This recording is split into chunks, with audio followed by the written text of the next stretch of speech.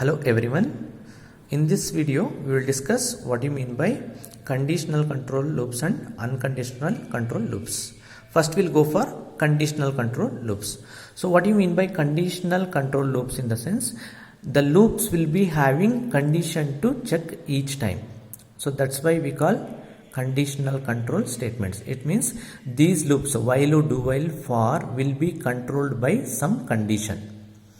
What do you mean by unconditional control statements? In the sense break, continue, go to, these three are having no condition but they can control the loops. That's why we call unconditional. Got it? So next we have entry control loops and exit control loops. While and for are known as entry control loops. Why? Because these two loops are having condition in the beginning only.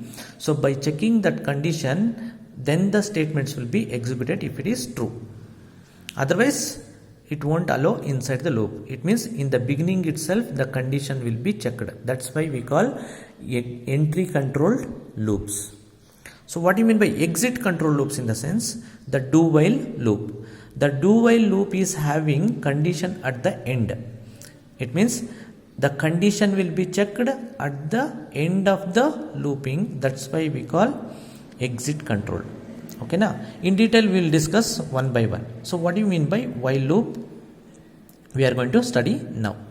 So I said that while is a entry control loop. The condition is checked first. If the condition is true, then the statements will be executed under while. This process will be keep on repeating. So each process is known as iteration, or one time repeating. In the sense it's called iteration. If the condition is true in each iteration, then the statements will be executed.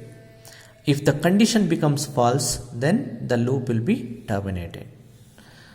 Now here we will discuss with the syntax, flowchart and one simple program. So what is the syntax for while? In the sense while is having a keyword called while, then within the braces we will be having one expression or condition to check. Then within the flower braces you can write some statements, n number of statements you can write. If there is only one statement, no need to use these flower braces. Okay, now while is a keyword followed by expression. So if the expression is true, the statements will be executed. If the condition is false, the loop will not execute. So here if the statement is true means then again it will come back to the while loop only. It means control will come back to the while loop. Second time it will check the condition. Second time true means same set of statements will executed. Again the control will come back to while loop.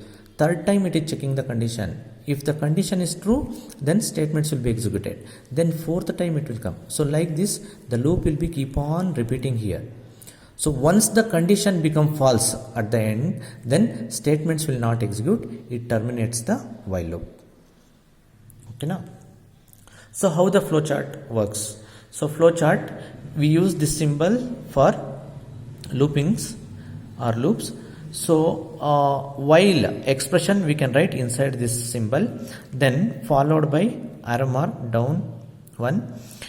If the expression is true, execute the statement, then repeat the process. Got it? Again check the condition second time. If it is true, execute the statement, repeat it. Check the condition. If it is true, execute the statement, repeat. So like this the loop will be keep on repeating for some time. So at the end if the condition become false, then stop, or you can execute next statements. Okay, now so this is what the flowchart of while. So here we are having one simple program. So in this simple program you can see we are printing the numbers 1 to 10. We can printing the numbers 1 to 10. So int main, int I is equal to 1. In while loop you can see one condition called I less than or equal to 10. So what happens here? The printf statement and I++ is placed inside the while. It means these two are the statements comes under while loop. First time I am checking the condition. Initial value I substitute here. Whether 1 less than or equal to 10. Yes, condition true.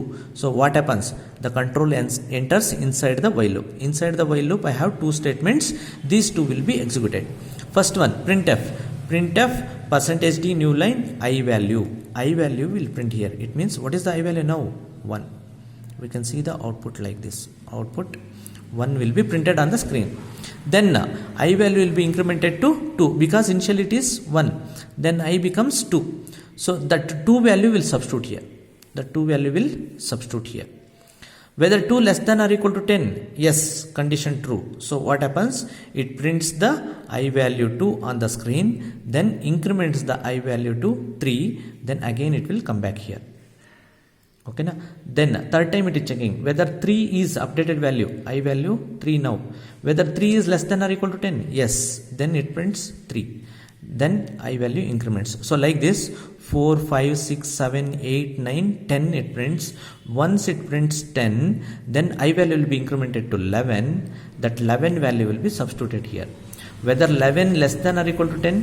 So condition becomes false. When the condition becomes false, these two statements will not execute. It goes to return 0 and terminates the program.